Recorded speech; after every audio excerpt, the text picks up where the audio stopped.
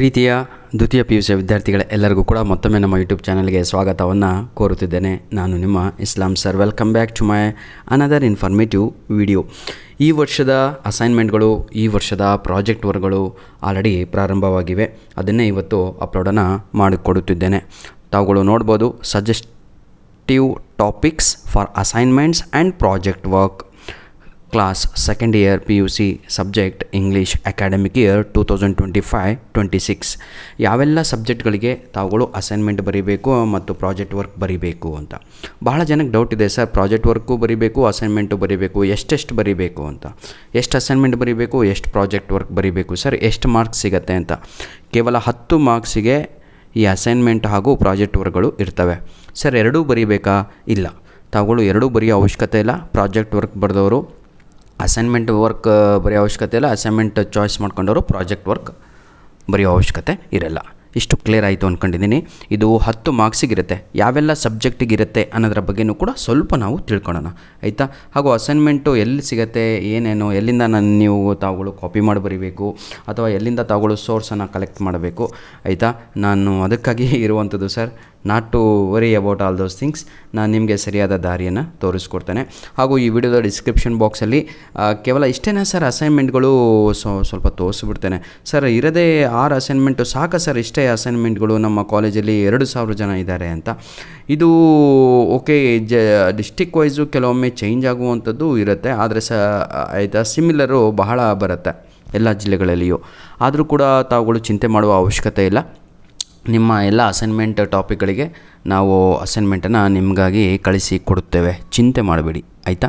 ಈಗ ಬನ್ನಿ, ಈಗ ಏನು ಅಂತ ಹೇಳಿದರೆ, ಈ ವರ್ಷ ನಮಗೆ ಯಾವೆಲ್ಲ ಸಬ್ಜೆಕ್ಟ್ಗಳಿಗೆ ನಾವುಗಳು ಏನಂತೀರ ಅಸೈನ್ಮೆಂಟ್ ಬರೀಬೇಕು ಹಾಗೂ ಪ್ರಾಜೆಕ್ಟ್ ವರ್ಕ್ ಬರೀಬೇಕು ಅನ್ನೋದನ್ನು ಹೇಳ್ಕೊಡ್ತೇನೆ. ಸಬ್ಜೆಕ್ಟು ಲ್ಯಾಂಗ್ವೇಜ್ ಇರ್ತಾವಲ್ವ, ಎಲ್ಲದಕ್ಕೂ ತಾವುಗಳು ಬರೀಬೇಕು. ಕನ್ನಡ, ಇಂಗ್ಲೀಷ್, ಹಿಂದಿ, ಸಂಸ್ಕೃತ, ಉರ್ದು, ತಮಿಳು, ಸಂಸ್ಕೃತ, ಫ್ರೆಂಚು, ಇವೆಲ್ಲ ಲ್ಯಾಂಗ್ವೇಜ್ಗಳಿಗೆ ತಾವುಗಳು ಏನು ಮಾಡಬೇಕು ಸರ್? ತಾವುಗಳು ಅಸೈನ್ಮೆಂಟನ್ನು ಬರೀಬೇಕು ಅಥವಾ ಪ್ರಾಜೆಕ್ಟ್ ವರ್ಕನ್ನು ಬರೀಬೇಕು. ಅಥವಾ ಅಂತಲೇ ಹೇಳ್ತಾ ಇದ್ದೀನಿ, ಆರ್ ಅಂತ. ಎಷ್ಟೆಷ್ಟು ಬರೀಬೇಕು ಅನ್ನೋದು ಕೂಡ ಡೌಟ್ ಇದೆ ನಿಮಗೆ. ಎಷ್ಟು ಬರೀಬೇಕು ಅಂದರೆ ಯಾವುದಾದ್ರೂ ಒಂದು ಬರೀಬೇಕು. ಅಸೈನ್ಮೆಂಟಾದ್ರು ಬರೀರಿ, ಇದಾದರೂ ಬರೀರಿ, ಅದು ಒಂದೇ ಬರೀಬೇಕು. ಒಂದೇ ಅಂದರೆ ಅರ್ಥ ಆಗುತ್ತಾ? ಟಾಪಿಕ್ ಯಾವುದಾದ್ರೂ. ಈಗ ನೋಡಿ, right A biography sketch of any one of the writers given below ಅಂತ ಇದೆ. ವಿಲಿಯಂ ಶೇಕ್ಸ್ಪಿಯರರ ಚಾಯ್ಸ್ ಮಾಡ್ಕೊಳ್ಳಿ, ರವೀಂದ್ರನಾಥ್ ಟಾಗೂರರ ಚಾಯ್ಸ್ ಮಾಡ್ಕೊಳ್ಳಿ, ಕುವೆಂಪುನರ ಚಾಯ್ಸ್ ಮಾಡ್ಕೊಳ್ಳಿ. ಈಗ ನಿಮ್ಮ ಬೆಂಚಲ್ಲಿ 3 ಜನ ಇರ್ತೀರ, 3 ಜನಕ್ಕೂ ಒಂದೇ ಟಾಪಿಕ್. ಈಗ ಏನು ಅಂತ ಹೇಳಿದರೆ, write a biographical sketch of any one of the writers given below ಅಂತ ಇರುತ್ತೆ. ಇದು ನಿಮ್ಮ ಫ್ರಂಟ್ ಪೇಜಲ್ಲಿ ವಿಲಿಯಂ ಶೇಕ್ಸ್ಪಿಯರ್, ರವೀಂದ್ರನಾಥ್ ಟಾಗೂರ್, ಕುವೆಂಪು ಅಂತ 3 ಹಾಕ್ಕೊಂಡು ತಾವುಗಳು ಏನು ಮಾಡ್ತೀರಾ ಅಂದರೆ, ಆವಾಗ ನೀವು ವಿಲಿಯಂ ಶೇಕ್ಸ್ಪಿಯರ್ ಬೇಕು ಅಂತ ನೀವು ಬರೀತೀರಾ, ನಿಮ್ಮ ದೋಸ್ತು ರವೀಂದ್ರನಾಥ್ ಟಾಗೂರ್ ಬಗ್ಗೆ ಬರೀತಾರೆ, ಕುವೆಂಪು ಬಗ್ಗೆ ಬರೀತಾರೆ. ಸರ್, ಇದು ಎಷ್ಟು ಬರೀಬೇಕು ಹಾಗೂ ಹೇಗಿರಬೇಕು ಏನು ಅದ್ರ ಬಗ್ಗೆ ಎಲ್ಲ ತಾವುಗಳು ಕೇಳೋದಾದರೆ, ಈಗ ಎಕ್ಸಾಂಪಲ್, ಈಗ ತಾವುಗಳು ರವೀಂದ್ರನಾಥ್ ಟಾಗೂರ್ ಬಗ್ಗೆ ಬರೀತಾ ಇರ್ತೀರಾ, ಆವಾಗ ಏನು ಮಾಡ್ತೀರಾ ಅಂತ ಹೇಳಿದರೆ, ಅವರ ಒಂದು ಪಿಕ್ಚರನ್ನು ಅಲ್ಲಿ ಹಾಕಬೇಕಾಗತ್ತೆ, ಪೋಸ್ಟರು, ಆಯಿತಾ? ಇದು ಅಂಗಡಿಗಳಲ್ಲಿ 5 ರೂಪಾಯಿ ಕೊಟ್ಟರೆ ಸಿಕ್ಕಿಬಿಡುತ್ತೆ ನಿಮಗೆ. ಬಹಳ ಪಿಕ್ಚರ್ಸ್ಗಳು ಸಿಗ್ತವೆ ಅಂತ. ಒಂದು 3 ಪಿಕ್ಚರ್ಸ್ ಆದರೂ ತಂದು ಒಂದೊಂದು ಕಡೆ ತಾವುಗಳು ಪೇಸ್ಟ್ ಮಾಡ್ಬೋದು. ಯಾಕಂದರೆ ರವೀಂದ್ರನಾಥ್ ಟಾಗೂರ್ ಅವರು ಶಾಂತಿನಿಕೇತನ ಅಂತ ಒಂದು ಶಾಲೆಯನ್ನು ಕೂಡ ಪ್ರಾರಂಭ ಮಾಡ್ತಾರೆ. ಅದು ಕೂಡ ತಾವುಗಳು ಇಲ್ಲಿ ನೋಡಿ, ಬಯೋಗ್ರಫಿ ಬಗ್ಗೆ ಸಂಪೂರ್ಣವಾಗಿ ಅವರು ಏನೆಲ್ಲ ಕೆಲಸವನ್ನು ನಿರ್ವಹಿಸಿದ್ರು, ಒಂದು ಫಾರೆಸ್ಟ್ ಚಿತ್ರವನ್ನು ಹಾಕ್ಬೋದು. ರವೀಂದ್ರನಾಥ್ ಟಾಗೂರು ಹೇಳುವಂಥದ್ದು ಇಷ್ಟೇ, ಏನು ಅಂದರೆ, ನೋಡಿ sir, the good education you will get inside the forest, not inside the 4 walls, not in the formal school, not in the formal education ಅಂತ ಎಷ್ಟು ನೀಟಾಗಿ ಹೇಳ್ತಾರೆ ಅಂತ. ಈಗ ಕುವೆಂಪುರವರು ಬರೆಯೋರು ಕೂಡ, ಅವರು ಕೂಡ ಅಷ್ಟೇ, ನಾನು ಹೇಳಿದ್ನಲ್ವ, ಈ ರೀತಿಯಾಗಿ ಅಟ್ಲೀಸ್ಟು ಒಂದು 8 ಪೇಜ್ ಆದರೂ ಇರಬೇಕು. ತಾವುಗಳು ಯಾವುದು ಬರೀತಾ ಇರೋದು ಅಸೈನ್ಮೆಂಟ್ಗಳು. ಅಸೈನ್ಮೆಂಟು ಏನಂತೀರ, ಲೆಸ್ ಪೇಜು ತಾವುಗಳು ಬರೀಬೇಕಾಗತ್ತೆ, ಕಡಿಮೆ ಪೇಜಸ್ಗಳನ್ನು. ಆದರೆ ಪ್ರಾಜೆಕ್ಟ್ ವರ್ಕು ತೆಗೆದುಕೊಂಡವರು ಕಡಿಮೆ ಅಂದರೂ ಒಂದು 15 ಪೇಜ್ ಆದರೂ ಬರೀಲೇಬೇಕು ಸರ್, 15 ಕಡಿಮೆ ಅಂದರು, ಆಯಿತಾ? ಬನ್ನಿ, ಈಗ ಸೆಕೆಂಡ್ ಟಾಪಿಕ್ ಏನಿದೆ ಅಂತ ನೋಡ್ತಾ ಹೋಗೋಣ. Should children be guided by their parents. ನೋಡಿ, ಇದು ನಿಮ್ಮ ಈ ಫಸ್ಟ್ ಟಾಪಿಕ್ ಇತ್ತಲ್ವ ನಮಗೆ ಬಯೋಗ್ರಫಿಕಲ್ಲಿ. ನೋಡಿ, ನಮಗೆ ಫಸ್ಟ್ ಪಾಠ ರೋಮಿಯೋ ಆ್ಯಂಡ್ ಜೂಲಿಯೆಟ್ ಇತ್ತು, ಅದು ವಿಲಿಯಂ ಶೇಕ್ಸ್ಪಿಯರ್ಗೆ ಸಂಬಂಧಪಟ್ಟಿದ್ದು. ರವೀಂದ್ರನಾಥ್ ಟಾಗೂರ್ ಅಂತ ಇದೆ, ಇದು ನಮ್ಮ ವಂದನ ಶಿವದಲ್ಲಿ ಬರುವಂಥ ಟಾಪಿಕ್ ಆಗಿರುತ್ತೆ. ಕುವೆಂಪು ಅಂತ ಇದೆ, ಒಂದು ಪೋಯಮ್ ಬರುತ್ತೆ ನಿಮಗೆ 10ನೆಯ ಪಾಠ, ಅದು ಹೆವನ್ ಅಂತ, ಅದು ಅವರು ಬರೆದಿರುವಂಥದ್ದು. ನಮಗೆ ಎಲ್ಲ ಟೆಕ್ಸ್ಟ್ ಬುಕ್ಕಿಂದ ರಿಲೇಟೆಡ್ ಆಗಿರುವಂತಹ ಟಾಪಿಕ್ಗಳು ಇಲ್ಲಿ ಸಿಗ್ತವೆ. Should children be guided by their parents, teachers, elders, or should they be free to explore their own express your views in detail ಅಂತ ಇದೆ. ನಿಮಗೇನಾದರೂ ಆನ್ ಚಿಲ್ಡ್ರನ್ನು ಸಂಪೂರ್ಣವಾಗಿ ನೋಡಿ, ಆನ್ ಚಿಲ್ಡ್ರನ್ ಬೇಸ್ ಮೇಲೆ ಈ ಒಂದು ಕ್ವಶನನ್ನು ರೈಸ್ ಮಾಡಿರುವಂಥದ್ದು, ಆಯಿತಾ ಮಕ್ಕಳೇ? ಆಯಿತಾ? ತಾವುಗಳು ನೋಡ್ಬೋದು. ಥರ್ಡ್ ಕ್ವಶನ್ ನೋಡೋಣ. Human competition lead to rivalry, explain with the reference to the lesson the gardener by P Lankesh ಅಂತ ಇದೆ ನೋಡಿ. ಹೀಗೆ ನಾವು ಕಾಂಪಿಟೇಷನ್ ಮಾಡ್ತಾ ಹೋದರೆ ಇದು ಕಾಂಪಿಟೇಷನ್ ಎದರಲ್ಲಿರಬೇಕು ಅಂತ ಹೇಳಿದರೆ ಸಮಾಜವನ್ನು ನಾವು ನಮ್ಮ ಕ್ಯಾರೆಕ್ಟ್ರು ಒಳ್ಳೇದು ಮಾಡ್ಕೊಳ್ಳೋದ್ರಲ್ಲಿ ಇರಬೇಕು. ಅವನು ಅಯ್ಯೋ ದೇವ್ರೆ ಅವನು ಏನು ಸಿಗರೇಟ್ ಸೇದಲ್ವಾ, ನಾನಂತೂ ಅರ್ಥ ಇದ್ದಲ್ಲ ಅದ್ರ ಪಕ್ಕಕ್ಕೂ ಹೋಗಲ್ಲ, ಅದ್ರ ಬಗ್ಗೆ ಮಾತು ಆಡಲ್ಲ ಅಂತ ಇದ್ರ ಬಗ್ಗೆ ಕಾಂಪಿಟೇಷನ್ ನಾವು ಮಾಡ್ತಾ ಹೋದರೆ ಒಳ್ಳೆತನದ ಬಗ್ಗೆ ಸಮಾಜ ಎಲ್ಲ ಒಳ್ಳೆಯದಾಗಿ ಹೋಗುತ್ತೆ. ನಾವು ಕಾಂಪಿಟೇಷನ್ ಇವತ್ತು ಎದ್ರಲ್ಲಿ ಮಾಡ್ತಾ ಇದ್ದೀವಿ ಅಂತ ಹೇಳಿದರೆ ದುಡ್ಡು ಮನಿ ಮ್ಯಾಡ್ನೆಸ್ ಅಂತ ಅದಕ್ಕೆ ಕರೆಯೋದು. ಇದ್ರ ಬಗ್ಗೆ ತಾವುಗಳು ಬರೀಬೇಕಾಗತ್ತೆ. ನಿಮಗೆ ಒಂದು ಸುಂದರವಾದ ಒಂದು ಚಾಪ್ಟರ್ 7 ಇದೆ, ದಿ ಗಾರ್ಡನರ್ ಅಂತ ಆಯಿತಾ. ಹೆಲ್ತಿ ಕಾಂಪಿಟೇಷನ್ ಹಾಗೂ ಏನಂತೀರ ತಾವುಗಳು ಅನ್ಹೆಲ್ತಿ ಕಾಂಪಿಟೇಷನ್ ಅಂತ ಇದೆ. ಅದನ್ನೇ ನಾವು ವಿಸಿಬಲ್ ಕಾಂಪಿಟೇಷನ್, ಅನ್ವಿಸಿಬಲ್ ಕಾಂಪಿಟೇಷನ್ ಅಂತ ಕರಿತೀವಿ.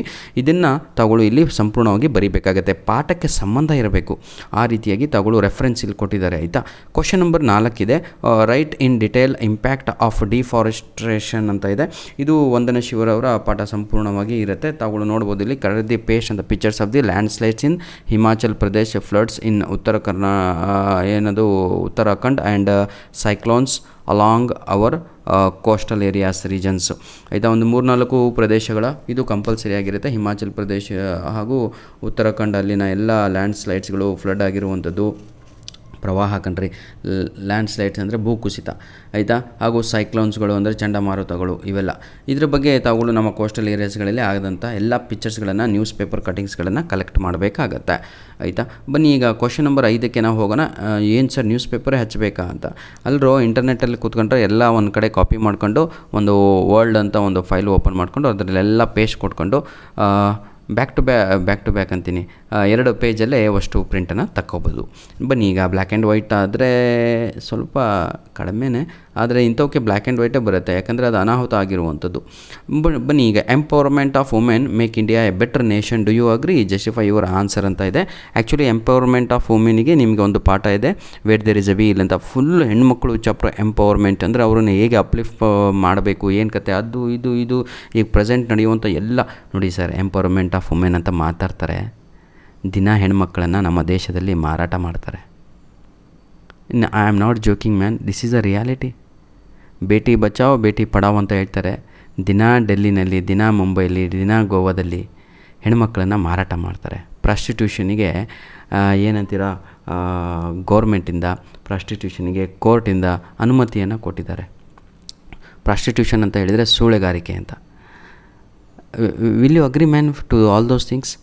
ಮಾತಾಡೋದು ಎಂಪವರ್ಮೆಂಟ್ ಆಫ್ ರೂರಲ್ ವುಮೆನ್ ಅಂತ, ಎಂಪವರ್ಮೆಂಟ್ ಆಫ್ ವಿಮೆನ್ ಅಂತ, ಹೆಣ್ಣು ಮಕ್ಕಳಿಗೆ ಶಿಕ್ಷಣ ಕೊಡಬೇಕು ಅಂತ ಹೇಳಿ ಎಷ್ಟು ಶಿಕ್ಷಣ ಜಾಸ್ತಿ ನೀವು ಅವರಿಗೆ ತುಂಬ್ತಾ ಇದ್ರು ತಲೆಯಲ್ಲಿ. I am not opposite, okay. ನಿಮಗೆ ಕ್ಲಿಯರ್ ಕಟ್ಟಾಗಿ ಹೇಳ್ತಾ ಇದ್ದೀನಿ, ಹೆಣ್ಣುಮಕ್ಕಳಿಗೆ ಶಿಕ್ಷಣವನ್ನು ಕೊಡಬೇಕು ಆಯಿತಾ. ಜೊತೆಗೆ ಎಂಥ ಶಿಕ್ಷಣ ಕೊಡಬೇಕು ಅಂತ ಹೇಳಿದರೆ, ಫಸ್ಟು ಸಂಪೂರ್ಣವಾಗಿ ಬಟ್ಟೆಯನ್ನು ಧರಿಸುವಂಥ ಶಿಕ್ಷಣವನ್ನು ಕೊಡಬೇಕು. ಸೆಕೆಂಡು ಮಾನ ಮರ್ಯಾದೆ ಇರುವಂಥ ಶಿಕ್ಷಣವನ್ನು ಕೊಡಬೇಕು. ಥರ್ಡು ಆಯಿತಾ, ತಮ್ಮ ಸಂಸಾರವನ್ನು ಕಾಪಾಡಿಕೊಳ್ಳುವಂಥ ಶಿಕ್ಷಣವನ್ನು ಕೊಡಬೇಕು. 4ನೇದು ಗಂಡನನ್ನು ಮಕ್ಕಳನ್ನು ನೋಡಿಕೊಂಡು ಚೆನ್ನಾಗಿ ಹೋಗುವಂಥ ಶಿಕ್ಷಣವನ್ನು, ಅದನ್ನೇ ಎಂಪವರ್ಮೆಂಟ್ ಅಂತ ಕರಿಬೇಕ್ರಿ. ಎಂಪವರ್ಮೆಂಟ್ ಅಂತ ಹೇಳಿದರೆ 2 ಪೀಸ್ ಹಾಕ್ಕೊಂಡು ರಸ್ತೆಯಲ್ಲಿ ಓಡಾಡಿದರೆ ದೇಶ ಬೆಳೆಯುತ್ತಾ? ಇಲ್ಲೇ ಇದೆ ನೋಡಿ, ಇಂಡಿಯಾ ಎ ಬೆಟರ್ ನೇಷನ್ ಆಗಲಿಕ್ಕೆ ಸಾಧ್ಯನಾ? Where are you running man? Anyhow, save water save life ಅಂತ ಇದೆ. Right about conversation of water in detail ಅಂತ ಇದೆ.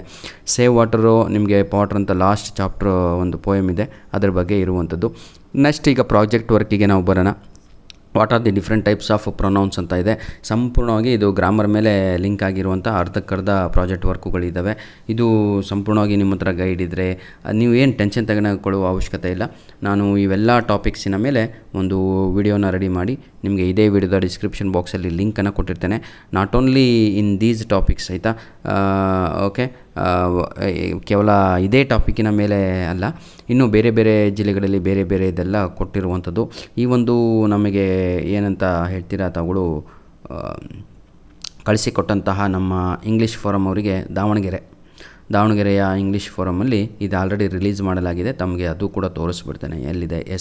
Davanagere district English forum Davanagere ಅಂತ ಇದೆ. ಈ ಒಂದು ಫೋರಮಲ್ಲಿ ಈ ಒಂದು ಟಾಪಿಕ್ಸ್ಗಳನ್ನು ನಮ್ಮ ದ್ವಿತೀಯ PUC ವಿದ್ಯಾರ್ಥಿಗಳಿಗೆ ರೆಡಿ ಮಾಡಿರುವಂಥದ್ದು.